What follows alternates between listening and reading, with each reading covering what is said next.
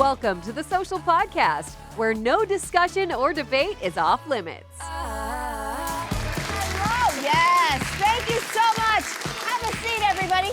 Hey, happy Thursday, how you feeling? That is what we like to hear. Welcome to the show, everybody. Wonderful to have you all here. We'd like to welcome back host of Virgin Radio Toronto's morning show, Darren and Deepa. Deepa Prashad is here.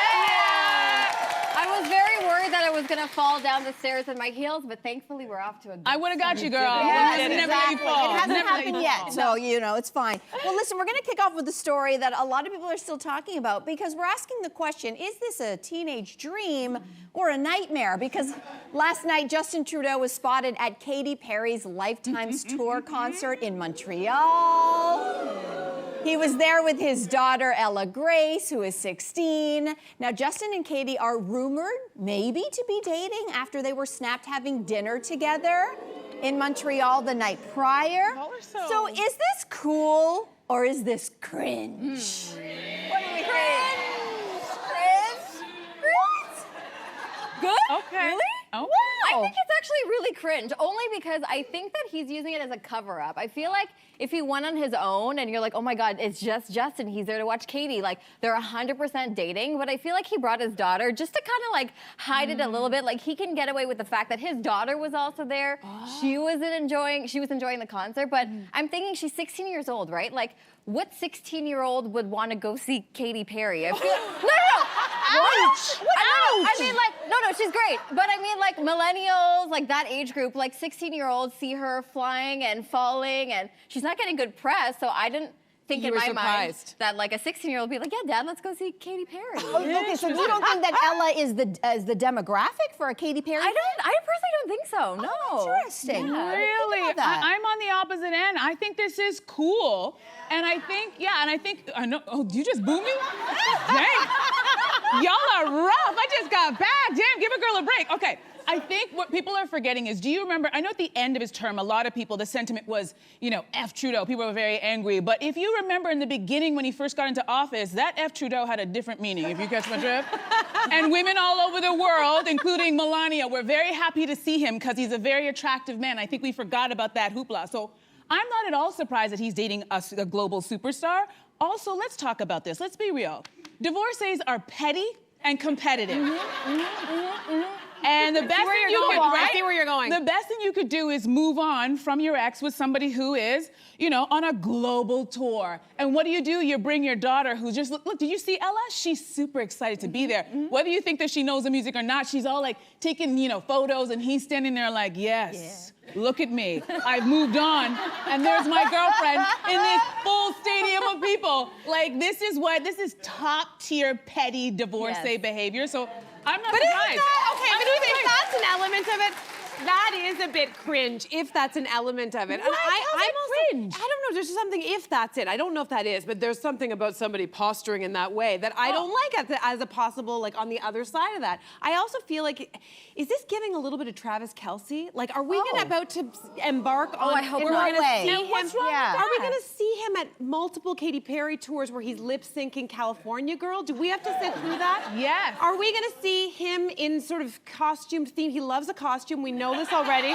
Is he going to do anything sort of like to nod to her? I don't know. I'm just sitting there. I know. Oh, no. Oh, my gosh, Cynthia. And everyone knows you're the nice one. I am the nice one. I don't know. I don't know what show I'm hosting right now. I really no. I'm actually with you. I think this is super cool. Really? Yes. First of all, listen. He's been through a lot. Yeah. Let the man live. Yeah. And you know what? If it is with a global superstar, is that a bad thing for his brand? I love this for him because, listen, I also love this for Ella Grace, who's his daughter. She's 16. You know, there are few perks when you have, especially at the end of his tenure as Prime Minister. He had such a hard go in the public. He was just getting raked over the coals. And it's one thing to do that because it's a political leader, and many people might say that's fair game to attack your leader in that way. And we've been having a tough go as a country. But the kids are innocent in this, and I always thought about his kids. So if the one perk of having your dad as a former former Prime Minister, is finally getting a box seat to a Katy Perry concert. You know, at 16, I wanted to be as far away from my parents as humanly possible. And at 16, she finally gets her dad. I have just learned with my daughter, who's 11, how amazing going to a concert is for the first time with your kid. It's something I never knew that I was gonna love so much. This was bonding for dad and daughter. If he happens to be in a thing with Katy, good for both of them. Yeah, Both it's of even them. better. And listen, I was gonna end on this note. My parents didn't get divorced, but if my parents got divorced and say my dad started dating Diana Ross or Patti LaBelle, let me tell you something, I would love every minute of it. I would call her mom. Are you kidding me? That is the best. So Ella, enjoy your concert, and Justin, we see you. All right, let's move on to something different. A driver wrote to the Globe and Mail to ask if there are laws against angry honking. He says more and more people are slamming on the horn for minor annoyances. It turns out there are fines against excessive honking. I didn't know that. By the way, that's across the country. All right, so the big question is, are you a honker? No. No? I I think somebody's lying in here. You're all Somebody's nice leaning on that horn. Canadian. You're all nice Canadians. Guess what? Not only am I not nice when it comes to me behind the wheel, I don't think we honk enough. Really? It's true. The honk is there. I know I was reading some of the laws. It's a patchwork across the province. And some of the laws are, it's supposed to be almost like a heads up, there's a hazard coming. Yeah. But my honks have different words. There's a little, you know, the light honk, which is, yes, come on in. Would you like? It's almost like, you know, when you flash your lights, come on, yeah, beep, beep, come on in. Most of the time, and I'm gonna say something that's gonna get me in trouble with all Ontario drivers. Let's do it. Ontario drivers don't know how to drive. Yeah. No, I'm behind that. No, I'm behind that. I'm behind that. If you are cruising in the fast lane Oh my on a God. highway, you don't know how to drive. Yes. Yeah, no. True. And Right, guess second what that. I do? Am I right? I was in Italy 2 summers ago. They know how to drive. You know why? The courtesy is you move over all the way to the right unless you are passing me. Okay. People So sit you in the beep fast in the lane. fast Listen lane? to me. Oh, do I beep in the fast lane? Wait. All the lanes. Wait, all aren't the you? lanes. Wait, isn't the rule you're supposed to ride their bumper and kind of give them like that? You're supposed to get out of this lane. You're driving it could fast. be dangerous. When I roll up to let you know, here, this is not the cruising They lane. don't move. It's a passing lane. I don't care how long it takes. I will sit on that horn Oh, until wow. you move out of No the way. one afraid of honking, though. I'm I'm afraid a of teacher, honking. okay? I'm a teacher. No. Teaching you. No. Oh, It's a bit dangerous. It's dangerous, only because people in Toronto, I do not know how they're gonna respond. I was actually in a situation where a guy brake checked us. He stopped the car all of a sudden. Okay. And my brother-in-law, he honked just to be like, hey, we're behind here, be careful. Yeah. The guy parked his car. Yep. The I've light had was this happen green. before. Wow. He parked, he came out of the car, stepped up to us and started swearing at us. Was like, what? Why are you honking? What's all this about? We're Really? like, and then he came to my window. I was like, it's not me, it's my brother-in-law. So even if you hit me, I'm not honking. I'd be like, okay. See, Anyway. but here's the deal. I hear you with the annoyance because the drivers aren't great, but there's nothing worse than that person who's leaning on the horn. Not only are you annoying that driver, but everybody else around you is like, Yes. please get off the horn. Listen, you have 10 fingers. If you're annoyed, use one of them. That's dangerous too. That That is is really dangerous. Does that happen to you? I mean, I've done that before. I've used that, and then I've had the same situation where the Yeah. guy is pulling up beside me. I think that that's dangerous too. I've done one of the worst infractions, and I know people are gonna get mad. I'm the nice one, and I've been driving with Jason in the passenger seat and seen something go on in front, and I've leaned over and used his. Oh no! I know, I know, guys. it's fine, I've done but I it. have No. learned you I know. can't do that. I wish somebody would design the car. You talk about using different intensities. I think we need entirely different No. sounds. Buttons. You like no, a no. different balance. Yeah. You need a little like kind of like hey, like a little like doo-doo. You so And wait, F just like a you. nice you think the gesture? passenger should have a button so that they can honk? Even better. I hadn't even thought about that. Even better. Well, that's where Define we're it. gonna leave that discussion. Great idea. Car manufacturers, I hope you're listening. You're welcome. So, do you remember the last time you introduced 2 of your single friends? Think about that for a minute, because a writer for Vox is asking if it's time to bring back the setup now that there's growing frustration with dating apps. I know. So I feel like we know what the audience thinks about this. If any of you were single or are single, do you feel like you would trust your inner circle to set you up? Yes, yes, yes, yes, yes. We love this. Yeah. We should be doing this more. I've been saying this all the time. We should be doing this a lot more for our friends in general. There's a way to do it and a wrong way to do it. I don't want to be set up on a one-on-one. Don't set me up with your brother's best friend and like some date we're going to a coffee shop. Have a little soiree at your house. Give me the heads up about the guy you think is good for me. Let me go there, assess, and in a nice casual setting with people that I know that we have something in common, let me meet this person. If the sparks fly, the sparks fly. If they don't, no harm done. And also, there might be somebody else at the party who has the sparks with that person. I think it's brilliant. And I would rather be at that kind of situation than be sitting in my house, looking at my phone, swiping on a bunch of random men who are holding fish and posting monster truck pictures. Okay, wait a minute. Would you, okay, here's a question for you. Yeah. Would you want someone to go and like pick out clothes for you? Sure. You would. You would trust somebody. We have a to pick out- lovely, her name is Maria, and she does it all the time. And Okay, bad example.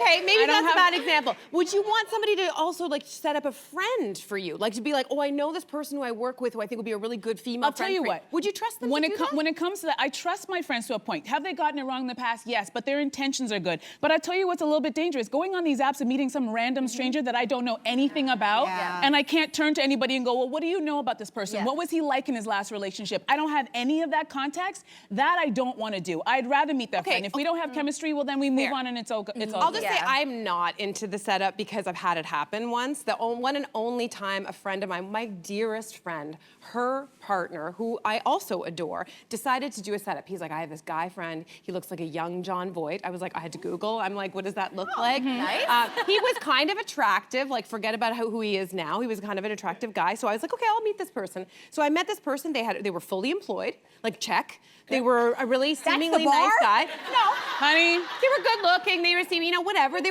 seemed interesting. But fast forward, like it just quickly became apparent, like this person had a substance abuse problem.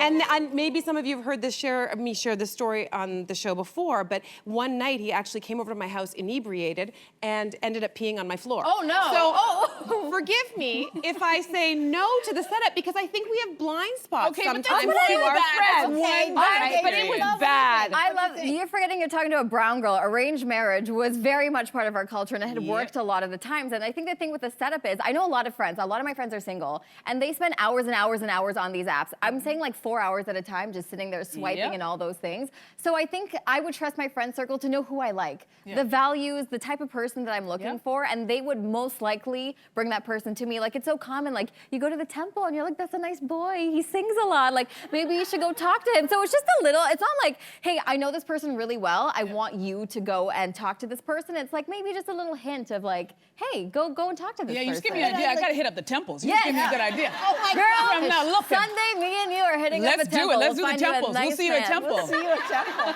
It's such a generational shift because, when I was thinking about my family, almost all of my aunts and uncles have met their husbands or wives because of someone else in the family. I literally went through the catalog and almost every single person was like that. So something has shifted dramatically and they're all married. I'm going to my aunt and uncle's 50th wedding anniversary this Saturday and they were set up because the brother and the friend and whatever, right? It was a great setup. Ryan, I do believe in something about allowing chemistry to happen. There has to be that. I think the forced thing feels icky and it can only go wrong. And then how do you ever see that person again and your friend? Like everything's too much awkward. Circles too. Like if Everything there's gets too messy. much pressure, it can get Too much really pressure. messy. What we do need to bring back, again, off the apps, I agree, we need to get rid of that. But what we do need to bring back is just like having group social settings, like where nobody has a vested interest. It's just kind of like getting to know people. Sounds like a setup. It's not a setup. Sounds like you described. Oh my gosh, guess what? Cynthia? I think Cynthia just offered to have a party at her house. I would love to do that. We'll bring temple away. Yes, I would do it. I would host Listen, something like after this. Temple, Deep and I will meet We're you. coming. That is New York. Done. All right, so let's move on. If you have ever been set up, what would you do if you hated your date's sense of style? A reader wrote to the New York Times to ask if tight jeans, hair gel, and cologne are reason enough to stop dating a nice man. She says that's just not her vibe. So is personal presentation a deal breaker? Audience? Yes.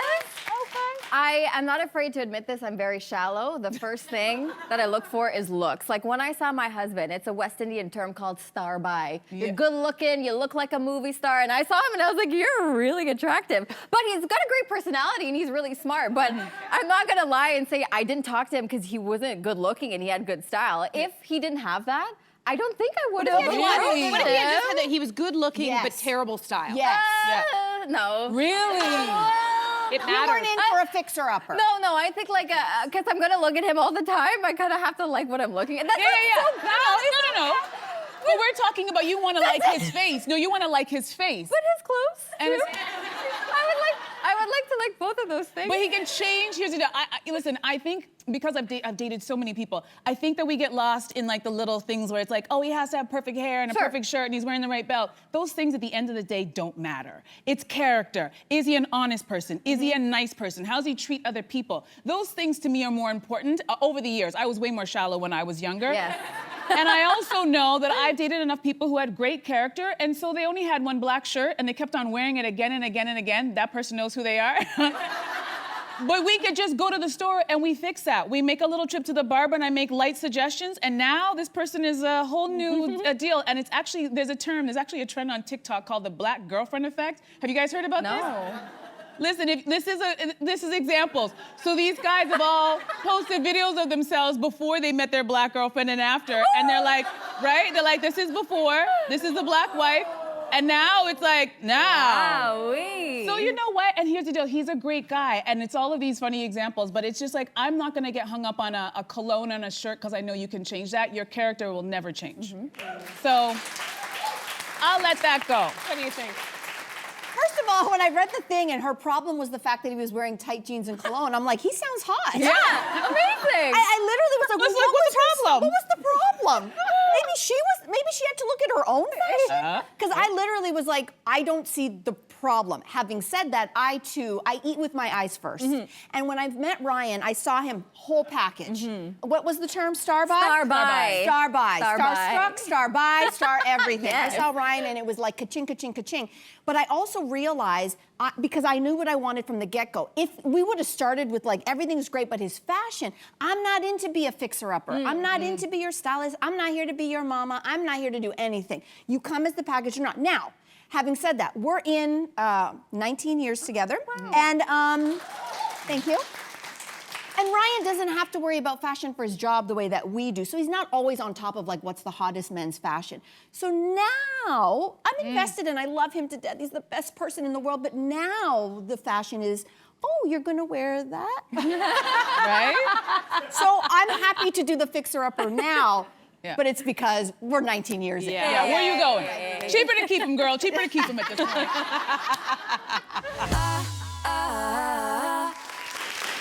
You know, on the show, we get topics to discuss from just about anywhere and everywhere. And the next topic actually comes to us from Deepa, your morning radio show. What is this? Oh my God. So we actually had a listener write in for some advice, and she said, I recently found out that my ex-boyfriend of 4 years is engaged. He moved on pretty quickly after breaking up with me. So this came as slight of a shock, and out of curiosity, I went to their registry, and it happened to include their origin love story, which mentioned that they started dating right around the same time that we were still together. The date is 6 months prior to us breaking up, completely overlapping. Should I tell his fiance that he was cheating on me with her? Would you want to know the answer to this before you married this man? Why are you looking at me like I don't that? know. Sorry.